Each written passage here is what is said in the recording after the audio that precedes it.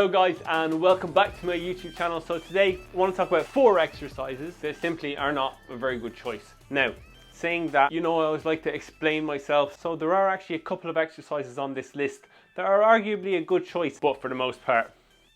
So, number 1 on this list is the plank, the stationary plank more so. Now, what's wrong with this stationary plank? Well, the stationary plank is an isometric exercise, meaning that your muscles do not lengthen or shorten while they are contracting.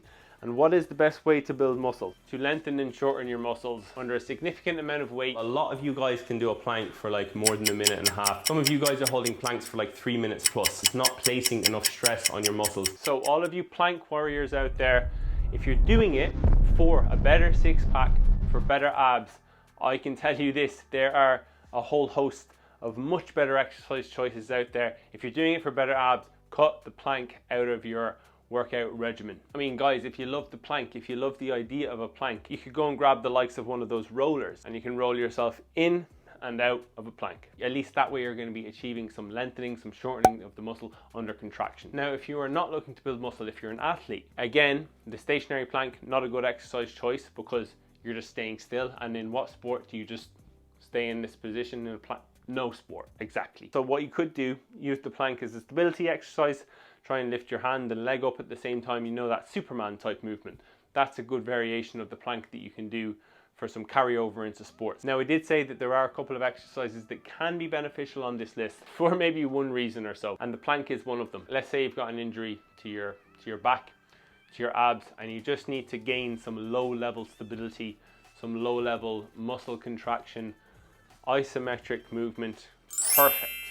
So if you're rehabbing from an injury, the plank may be a good exercise choice at the beginning, and then you got to quickly move on to something more substantial. Next exercise, the Sven press. I think it's called the Sven press. A highly upsetting exercise where you squeeze the plate and you push it forward, and you think because you're feeling a great contraction in your chest that you're getting a great chest workout. As I just mentioned regarding the plank, the best way to build muscle, substantial weight, contraction, lengthening and shortening of the muscle. With the Sven press, is your chest getting much of a stretch coming to here? No. Not only that, but you're massively limited by the 20 kilo plate that you've probably got in your hand, which stops you actually bringing your arm back. So you can you can even see stretch on the chest. When you come with a Sven press, you get to about here, it's useless. But you get very little stretch and you get very little force placed against your chest because you just can't lift enough weight with this exercise, at least not enough to activate your chest substantially. Now with this Sven press, yes, there's a great contraction, but the weight that you can lift is massively limited by how much you can actually clamp in your hands. Not only that, but you've turned it into more of an anterior deltoid exercise by bringing your hands so close together. The chest is best exercised when you're bringing your elbow down very slightly and across your torso, because those are the two things it does: horizontal flexion and adduction. So when we're doing the bench press, nice simple chest exercise, or the dumbbell press, our elbows are in or around here, we're pushing forward. You can see my elbows are they've slightly come down, and they're also going across. So guys, the Sven press, it feels like it's a good exercise, but it's not really. So if you can, swipe that one across. The behind the head press. As I've said in previous videos,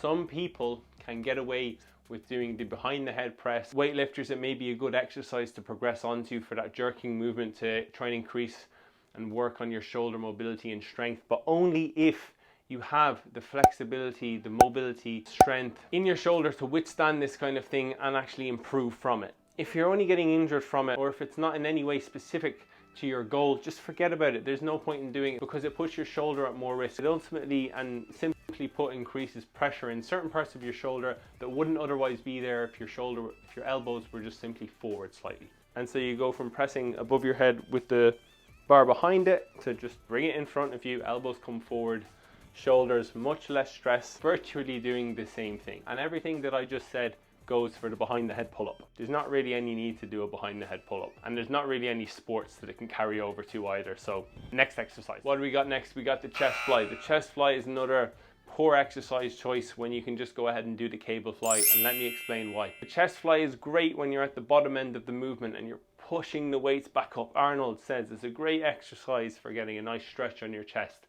and he loves this exercise. But unfortunately, we have to disagree with Arnold in this regard, saying that it's a good overall exercise, because it's simply not. Yes, you get a great stretch under tension at the bottom of the movement, but as you come up, once the weights begin to come in, the force that's placed against your chest, it just starts to dissipate exponentially as you come into here. The weight is just acting straight down, so it's not doing anything against your chest. And so for that reason, it's just not a good chest exercise. Yes, you're getting contraction, but as you get the contraction in your chest, all of the weight against your chest just disappears. If you go ahead and take a cable and do the same movement, the cable fly, you actually start to iron out or even out the differences in force against your chest when you're down here versus up here. And you're actually getting an almost equal, obviously not completely equal, resistance curve against your chest, but you're constantly under tension no matter what position you're in with the cable fly. Get rid of the dumbbell fly. It's not a great exercise. Now, I recently just made a video on 5 exercises that people say are not so great, that actually in many cases are very good. And if you're interested in watching that, click on it just up here. And until next time, guys, goodbye and good luck.